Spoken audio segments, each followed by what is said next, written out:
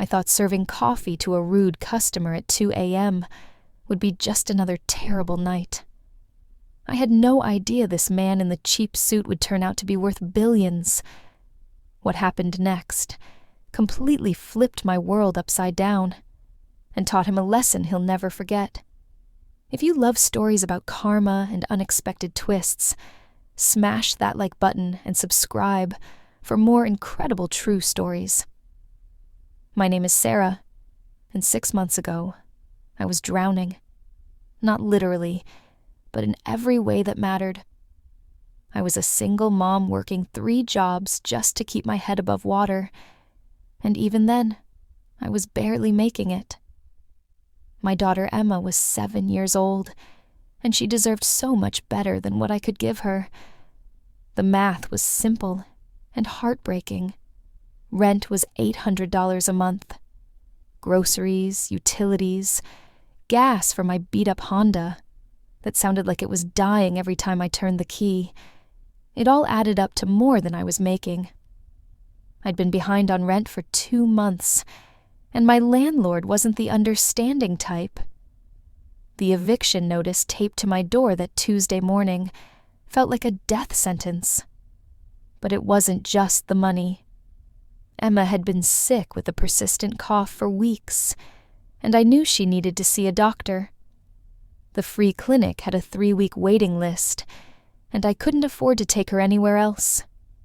Every night, I'd lie awake listening to her cough through the thin walls of our tiny apartment, feeling like the world's worst mother. That's how I ended up working the graveyard shift at Lucky's Diner. It was my 3rd job. I cleaned offices in the morning, worked retail in the afternoon, and served coffee to insomniacs and night shift workers until dawn. The tips at Lucky's weren't great, but they were something. And something was better than nothing when you're counting every penny. Tuesday night was particularly brutal. Rain hammered against the diner's windows like it was trying to break in, and the few customers we usually got were staying home. By midnight, I'd made maybe $12 in tips. I sat in the back booth during my break, spreading crumpled bills and loose change across the table, doing the same depressing math I did every night. $12. Maybe 15 if I was lucky. It wasn't enough. It was never enough. My phone buzzed with a text from my landlord. Final notice. Pay by Friday or you're out. I stared at that message until the words blurred, fighting back tears I couldn't afford to shed. Not here. Not at work. I had to keep it together. The diner felt like a tomb that night. Just me, the cook who barely spoke English, and the weight of my own desperation. The fluorescent lights hummed overhead, casting everything in a sickly yellow glow. I counted my pathetic tips one more time, hoping somehow the numbers would magically change. They didn't. At exactly 2:17 a.m., the door chimed, and he walked in. I say walked, but it was more like he stumbled. The man looked like he'd been sleeping in his car for a week. His suit was wrinkled beyond repair, the kind of cheap fabric that shows every crease. His hair was messy, his shoes were scuffed, and he had this defeated look that I recognized, because I saw it in the mirror every morning. He smelled like rain and disappointment as he shuffled past me to the corner booth. I grabbed the coffee pot and followed, putting on my best customer service smile, the one I'd perfected after years of pretending everything was fine when it absolutely wasn't. "Good evening," I said, flipping over his coffee cup. "Coffee to start?" He didn't look up, just grunted and nodded. I poured the coffee, and he immediately took a sip, then made a face like I'd just served him motor oil. "This is terrible," he said, his voice rough and gravelly. "How old is this coffee?" "It's fresh, sir. Made it an hour ago." "Fresh?" He laughed, but there was no humor in it. This tastes like it's been sitting there all day. Bring me a new pot." I bit my tongue and smiled. "Of course, sir. I'll make a fresh pot right now." As I walked away, I heard him mutter something about incompetent service and what's wrong with people these days. I made a new pot of coffee, even though I knew the first one was perfectly fine. When you're desperate for tips, the customer is always right, even when they're clearly wrong. I brought him the fresh coffee, and he took another sip. Same disgusted expression. "Still terrible. Don't you people know how to make coffee?" My smile was starting to feel like it was held on with tape. "I'm sorry, sir. Would you like to try our decaf instead? I want coffee that doesn't taste like garbage. Is that too much to ask?" The way he said it, with such disdain, like I was personally responsible for ruining his night, made something twist in my stomach. But I needed this job. I needed every dollar I could get. "Let me try a different blend," I offered, though we only had one kind of coffee and we both knew it. For the next hour, it was the same routine. Fresh coffee every 10 minutes. Each cup met with the same complaints, the same disgusted sighs, the same comments about how I clearly didn't know what I was doing. He ordered food, a simple burger and fries, and sent it back twice. Too cold the first time, too salty the second. Other customers started to notice. The few people scattered around the diner kept glancing over at our little drama, and I could see them getting uncomfortable. 2 of them actually got up and left, probably not wanting to deal with the negative energy radiating from his table. That's when my manager, Dave, pulled me aside. "Sarah, what's going on over there?" "You're making people uncomfortable. I'm trying my best, Dave. He's just difficult." "Well, figure it out. We can't afford to lose customers." He paused, then added the words that made my heart sink. "And if this keeps up, I might have to dock your pay for the lost business." I felt like I'd been punched in the stomach. Those weren't just tips walking out the door. That was rent money. That was medicine for Emma. That was the difference between having a roof over our heads and sleeping in my car.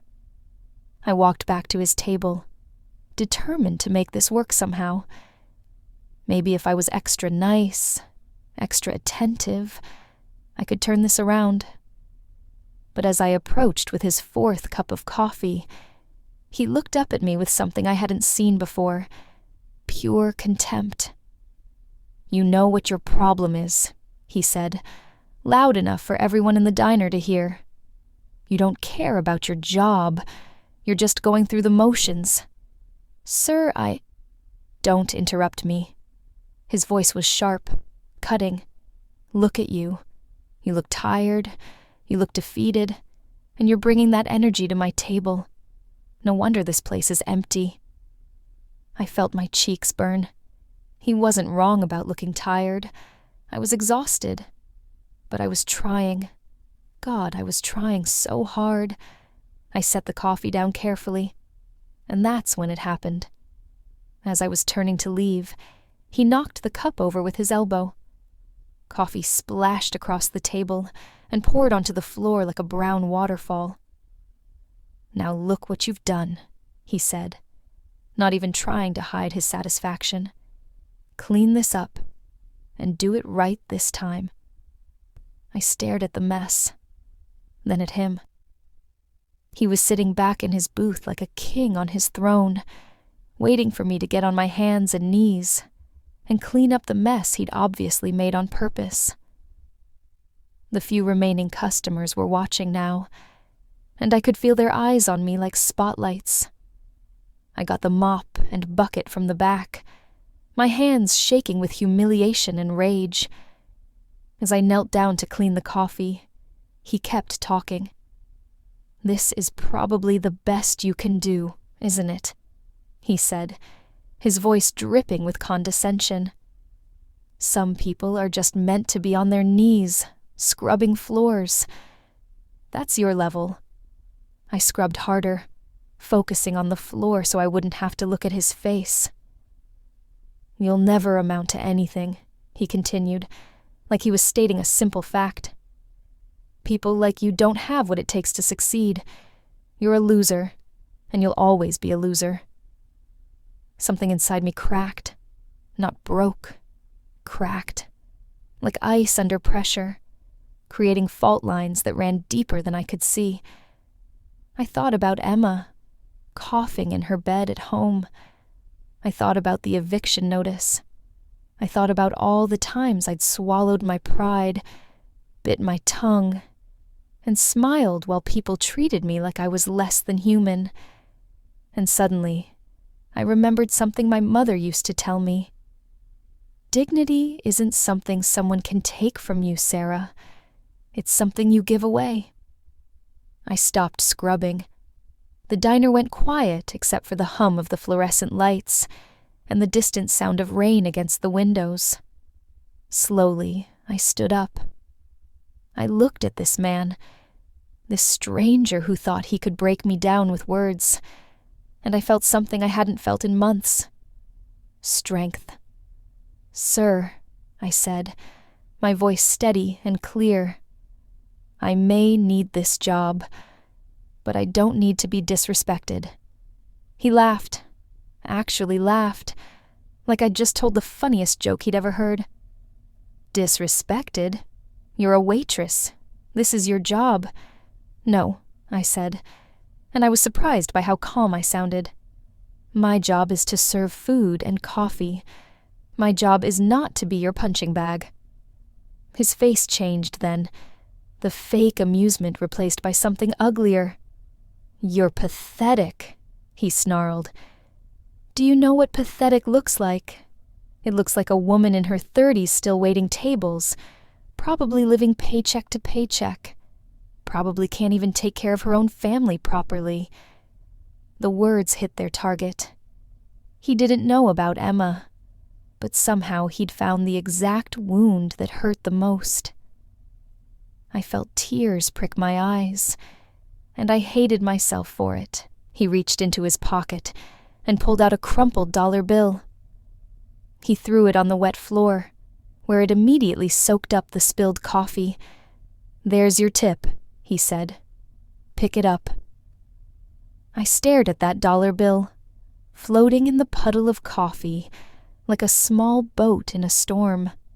Everyone in the diner was watching. The cook had come out of the kitchen. Dave was standing by the register with his arms crossed.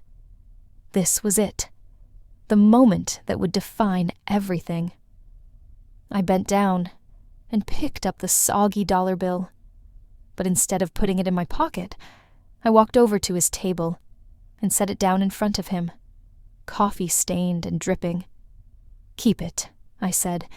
"You clearly need it more than I do." The silence that followed was deafening. His face went through about 6 different expressions: shock, anger, confusion, and something that might have been respect, though I couldn't be sure. He stood up abruptly, knocking his chair back. "You just made the biggest mistake of your life," he said, pointing a finger at me. "I'm going to make sure you never work in this town again." He stormed toward the door, then turned back one last time. "You're nothing," he said. "Remember that." The door slammed behind him with such force that the little bell above it kept ringing for several seconds after he was gone. I stood there in the middle of the diner, soaking wet, probably about to be fired, with no idea how I was going to pay rent or buy Emma's medicine. But for the first time in months, I felt like myself again. The other customers started clapping, slowly at first, then more enthusiastically. Dave just shook his head and walked back to his office. I had no idea that standing up for myself had just changed everything. I didn't sleep that morning. How could I? I kept replaying the night over and over, wondering if I'd just thrown away my last chance at keeping a roof over Emma's head. Dave hadn't fired me, but he hadn't exactly congratulated me either. I spent the morning updating my resume and scrolling through job listings, preparing for the worst. Emma was still coughing when I got home. I made her breakfast and walked her to school, trying to act normal while my world was falling apart. She kept asking why I looked sad, and I kept telling her I was just tired. 7-year-olds see through lies better than adults do. I was back at the diner by 3 p.m. for what I was sure would be my final shift. Dave barely looked at me when I clocked in. The afternoon crowd was light, mostly regulars who knew me by name and always left decent tips. I was serving coffee to Mrs. Henderson, who came in every Tuesday for pie and gossip, when the door chimed. A man in an expensive suit walked in, not expensive like flashy, but expensive like quality. Everything about him screamed money, from his perfectly tailored jacket to his leather shoes that probably cost more than my monthly rent. He looked around the diner like he was evaluating it, his eyes taking in every detail. He approached the counter where I was standing and smiled, a real smile, not the fake customer service kind I was used to. "Excuse me," he said. "Are you Sarah?" I felt my stomach drop. This was it. The man from last night had made good on his threat. This was probably a lawyer, or someone from corporate, or worse, someone from the health department ready to shut us down based on some made-up complaint. "Yes," I said, trying to keep my voice steady. "That's me. My name is James Morrison," he said, extending his hand. "I work for Mr. Richardson. He'd like to speak with you." Mr. Richardson. The name meant nothing to me, but the way he said it suggested it should. I shook his hand, confused and terrified. "I don't understand," I said. "Who is Mr. Richardson?" James Morrison looked surprised. "You don't know. He was here last night. He said he had quite an interaction with you." My blood turned to ice. The man from last night. He'd sent someone to follow through on his threats. I was going to be sued, or arrested, or both. "Am I in trouble?" I asked. James Morrison's expression softened. "No, Sarah, you're not in trouble. Quite the opposite, actually. Mr. Richardson was very impressed with how you handled yourself last night." Impressed? That didn't make any sense. The man had stormed out calling me pathetic and threatening to ruin my life. "I think there's been a mistake," I said. "The man last night was... well, he wasn't impressed with anything." "Ms. Sarah," James said gently, "what if I told you that the man you served last night, the one in the wrinkled suit who gave you such a hard time, was Marcus Richardson? As in Richardson Industries? As in one of the wealthiest men in the country?" The diner started spinning around me. Richardson Industries. I'd heard that name before. They owned restaurants, hotels, shopping centers. The kind of company that had buildings with their name on them. The kind of money that could buy and sell entire towns. "That's impossible," I whispered. "He looked like someone who'd been sleeping in his car," James finished. "Yes, that was intentional. Mr. Richardson has a very particular way of evaluating businesses he's considering acquiring.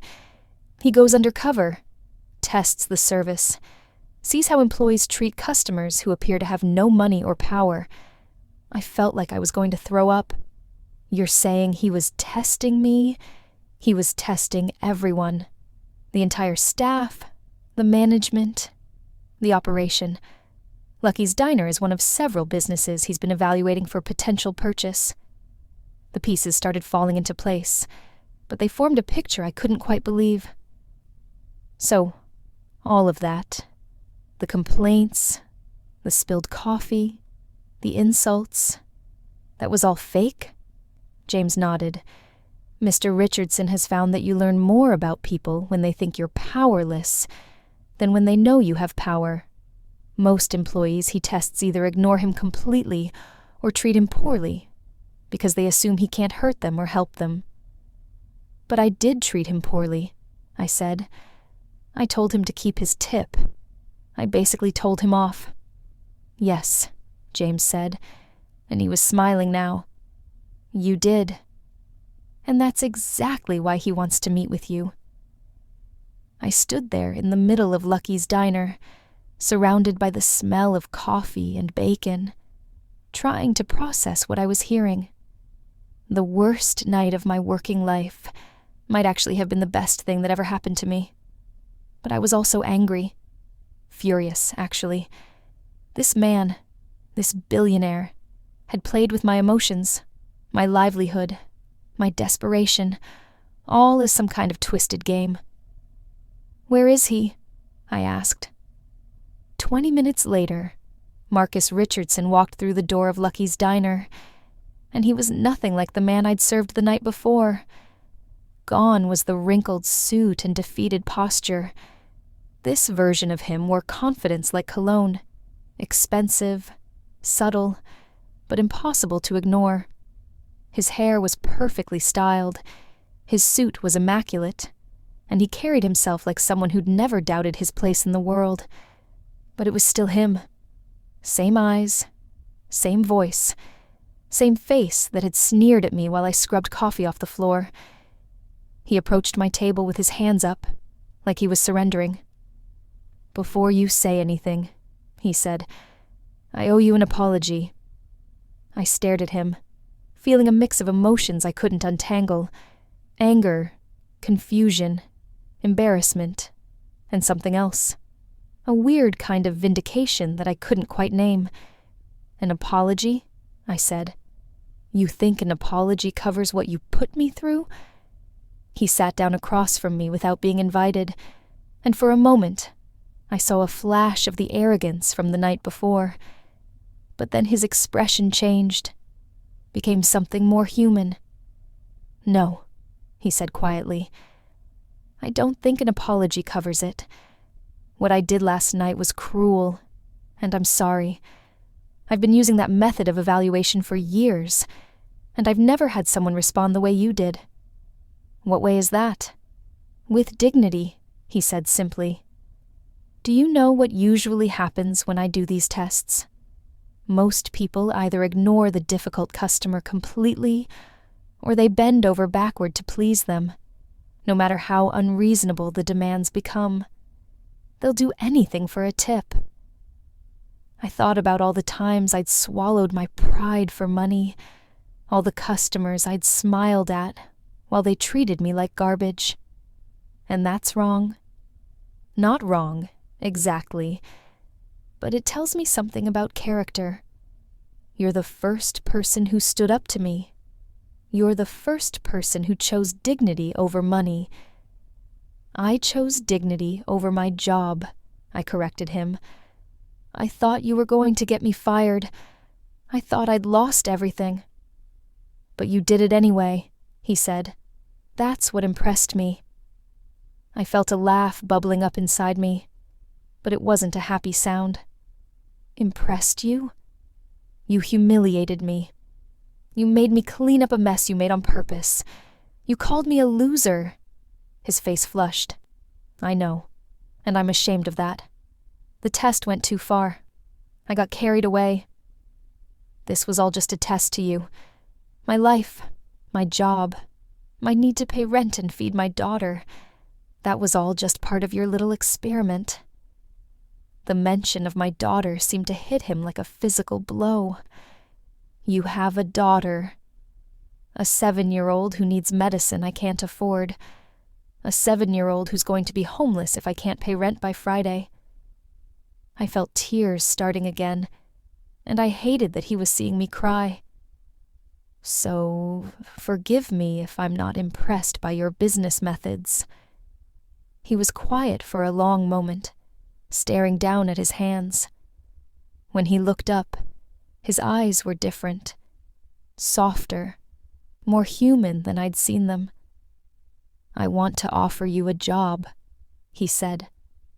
I blinked. What? A management position with Richardson Industries.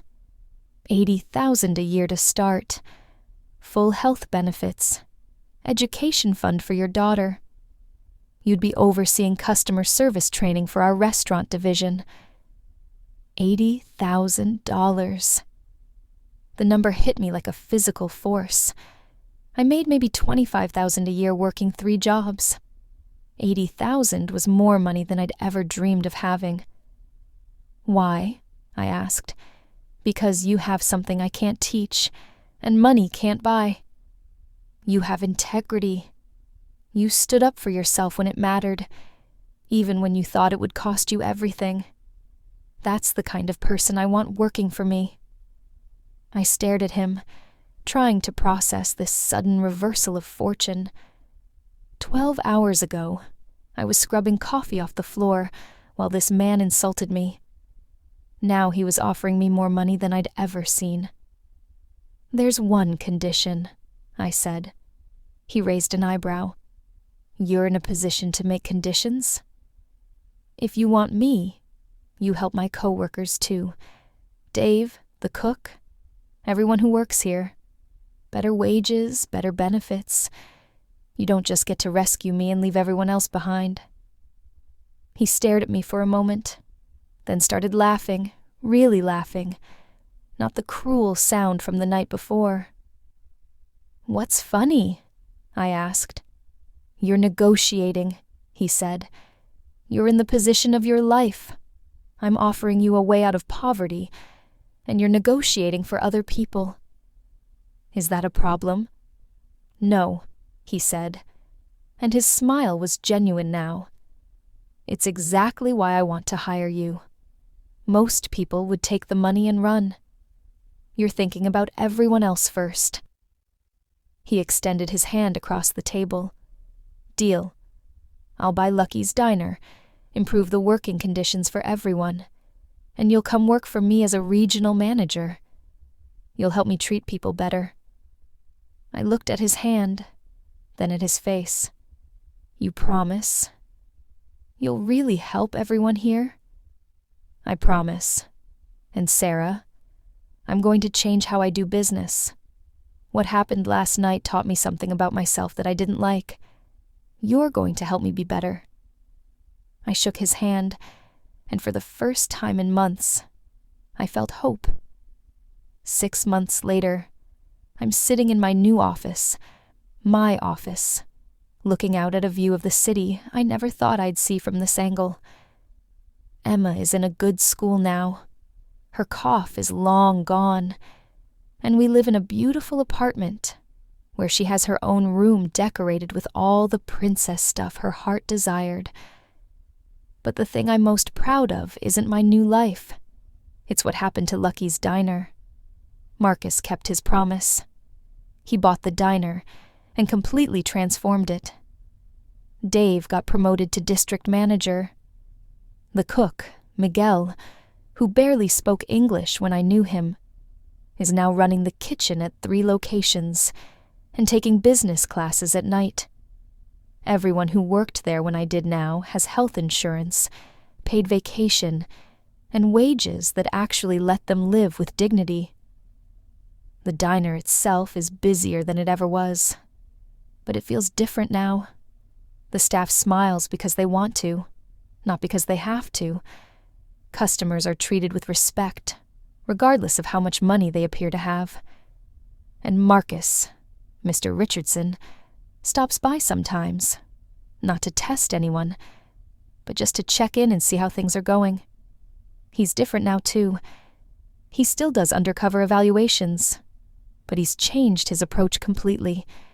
Instead of being cruel to see how employees react, he observes how they treat customers who clearly don't have much money. He looks for kindness instead of subservience. He's learned that you can judge a person's character by how they treat people who can't do anything for them. As for me, I've discovered something I never knew about myself. I'm good at this. Really good. Teaching people how to provide excellent customer service while maintaining their dignity. Showing managers how to create workplaces where people feel valued instead of disposable. It turns out that years of being treated poorly taught me exactly what not to do. I still work a shift at the original Lucky's Diner once a week, not because I have to, but because I want to. It keeps me grounded, reminds me where I came from, and connects me to the person I was before that night. Changed everything. Emma asks me sometimes about how our life changed so dramatically. I tell her that sometimes the worst moments in our lives are actually doorways to the best moments. But you have to be brave enough to walk through them, with your head held high. The truth is, I didn't just teach Marcus Richardson about treating people with dignity. He taught me something too. He taught me that I had more power than I realized, even when I felt powerless. The moment I chose self-respect over a $1 tip, I changed both of our lives forever. That's the thing about karma. It doesn't always come when you expect it, and it doesn't always look like what you think it should. Sometimes it comes in the form of a cruel test that becomes an unexpected opportunity. Sometimes it comes from standing up for yourself when you have everything to lose and nothing to gain. Looking back, I realized that the night I met Marcus Richardson, really met him, not the character he was playing, was the night I stopped being a victim of my circumstances and started being the author of my own story. It wasn't his money that changed my life, though that certainly helped. It was the moment I decided that no amount of money was worth sacrificing my dignity. Sometimes people ask me what I would have done differently that night, knowing what I know now. The answer is nothing. I would do exactly the same thing, because the person who stood up to a rude customer at 2 a.m. is the same person who's sitting in this office today. She's the same person who negotiated for her coworkers before accepting a life-changing opportunity. She's the same person who chose to remain connected to her roots, even after her life completely transformed. The worst moments in our lives often teach us the most about who we really are. That night at Lucky's Diner, I learned that I was stronger than I thought, braver than I knew, and worthy of respect, especially from myself. If Sarah's story inspired you to never give up on your dignity, hit that like button. What would you have done in Sarah's situation? Share your thoughts in the comments below. And don't forget to subscribe and ring the notification bell for more incredible stories of karma and life-changing moments. Your support means everything.